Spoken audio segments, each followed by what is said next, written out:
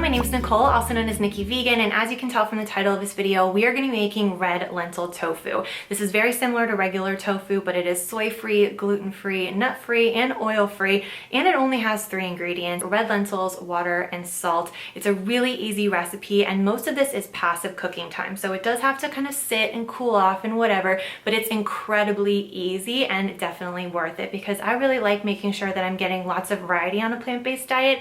I love tofu. I even love pump fu, but it's nice to have an alternative that is made from something as nutritious as lentils. I'm going to get into why lentils are so good for you later on, but first we're going to jump right into the recipe, and make sure you stay tuned until the end because I've really tried to make sure that in this video I've included lots of specific details that will make it to where if you follow all the steps, this will be a foolproof recipe and you will be able to nail it on your first try, which is my goal. So I hope you guys enjoy this recipe, and let's get started. Okay, so the first thing we're going to do is go ahead and soak our lentils. Soaking the lentils is going to soften them up so they get really nice and smooth and creamy in the actual tofu. It really makes a big difference for the texture, so I wouldn't recommend skipping that step.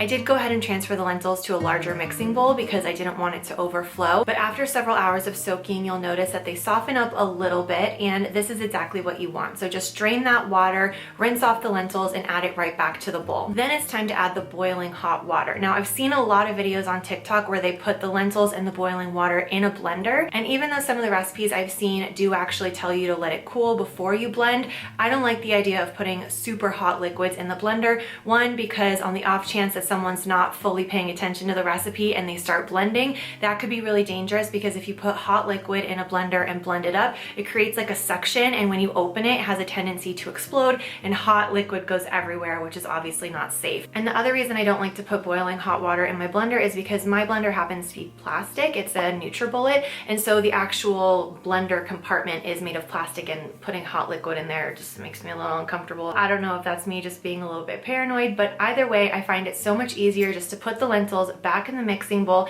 and pour the boiling hot water on top and then let it cool. And at this point, all you're going to do is transfer everything in the bowl into your blender and blend until smooth. It's going to turn a really pale kind of peach terracotta color, which is one of my all-time favorite colors. I think it's so pretty. It's like this very muted orange, and it looks really beautiful when you're pouring it into your saucepan, which is the next step. You do want to make sure that you're using a whisk here because as it heats up, the starch in the lentils is basically going to thicken this mixture, and it's going to go from a liquid to a pretty thick mixture pretty quickly. And so if you're not stirring it, it can like clump up and get sort of like lumpy, and you don't want that. If possible, I would recommend using a stainless steel pot and a stainless steel whisk just because it's really heavy duty and you can really get to the bottom and scrape up all the bits so that nothing is stuck. If you're using a non-stick pot, you're going to want to use a silicone whisk, and those whisks tend to be a little bit, they're just not as like sturdy and they don't whisk as well, and this mixture does get really thick, so you're going to want to make sure that you're using a metal whisk in a metal pot so that there's no scratching and you don't ruin any of your pans. After a few minutes, you can go ahead and add the remaining water. This doesn't have to be boiling water, it can just be room temperature, and you're gonna whisk this all in, and the mixture is, like I said, going to get really nice and thick and creamy. It's gonna maintain that beautiful pale orange color, and you're gonna notice some bubbles rising up at the top. If you want, you can skim them off like when you're making broth, but you totally don't have to do that if you don't want to. Then all it's left to do is transfer this to a 9x13 pan. You don't have to oil it. I like to just spray it with coconut oil spray or avocado oil spray just for extra insurance, but you honestly don't need to. It comes out really easily without it. So you're just gonna go ahead and put that in your pan and let it cool completely. As it cools, you're gonna see it start to set right before your eyes. So it's really cool. You're gonna see it kind of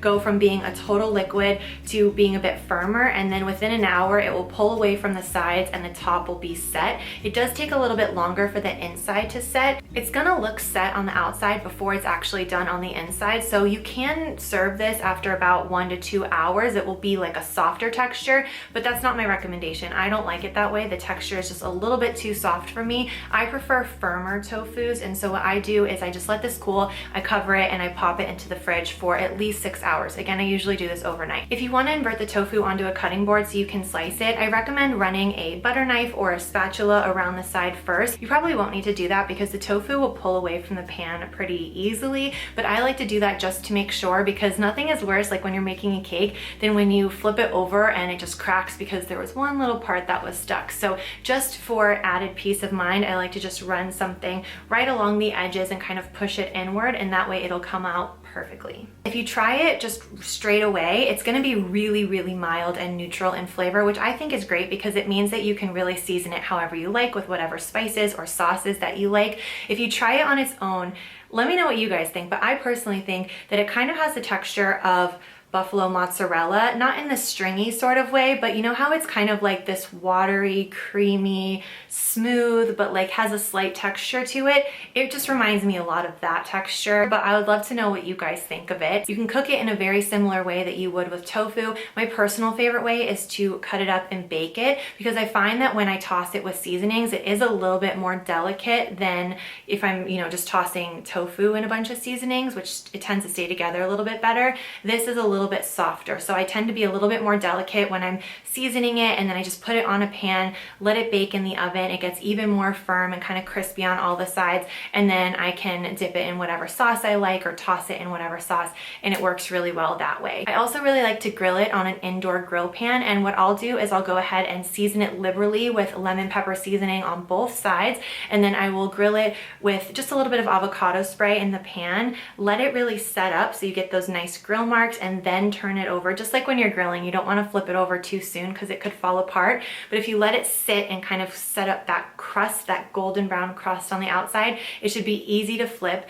and it's really yummy on sandwiches and wraps or on top of salads. So that's another way that I really enjoy eating this red lentil tofu. So this recipe makes a pretty good sized portion, and what I normally do is I use half of it throughout the week, and then the other half I'll put in the freezer so that the next time I want red lentil tofu, I don't have to repeat the whole process. I already know some of you guys are gonna ask me why red lentils and can you use a different kind of lentil? And it seems like you can. I've seen a lot of recipes where you can use green lentils, or you can use any kind of legume, like even chickpeas. You can make tofu out of chickpeas, but all of those measurements are gonna be a little bit different, and that is because of the size, the weight of the actual lentil is going to be different based on the legume, and therefore the water ratio is going to change a little bit. So if you're going to make this recipe, I recommend sticking with red lentils, and make sure the kind that you get are the split kind, but just make sure that you're not using whole lentils, because that's going to affect the overall measurement of the lentils and it will throw off the ratio. So you're going to want to use red split lentils. Lentils in general though are a really important thing to add to your diet. They are not only a really good source of plant-based protein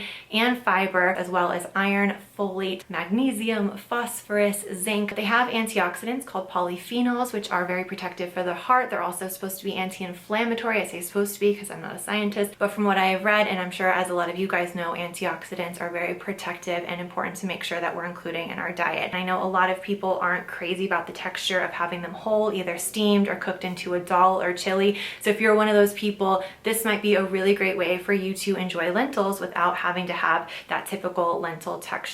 One of my favorite things I heard Nigella Lawson say in a cooking video one time was that there's a big difference between recipes that are difficult and recipes that are time consuming. I know when you see a recipe like this where there is passive cooking time, you're like, who has the time to plan and do this in advance? It's like, that's not how I work, that's not how my life works, and that's way too complicated for me. I totally get that, and it might feel that way when you first look at a recipe like this. So I thought it'd be helpful to share my timeline and show you kind of how I fit it into my life and how I generally make this now that I've got it down to a routine. So what I did was I made breakfast one morning, and while I was cleaning up, I went ahead and I took out my big bowl and I soaked my lentils. That's all I did. Instead of letting them soak overnight, I let them soak all day while I was working. And then later that night, when I was done working, I made dinner, and right before dinner was ready, I just drained the lentils and put the hot water on top. That way the boiling water would cool down while I was eating dinner. And then part of my, after dinner cleaning up the kitchen routine is to put a podcast on and do the dishes and sort of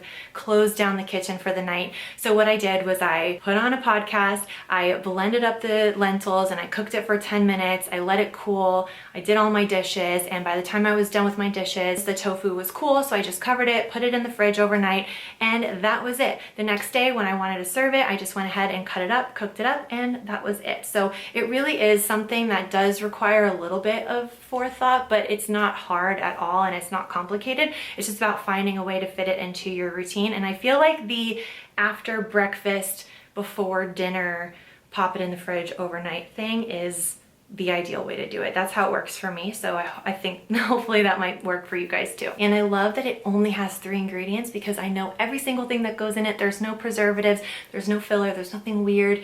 It's just delicious, hearty, healthy plants that make me feel really good. So I hope you guys enjoy. The recipes in the description box below. If you like this video, give it a thumbs up and I will see you in a video very soon. Bye.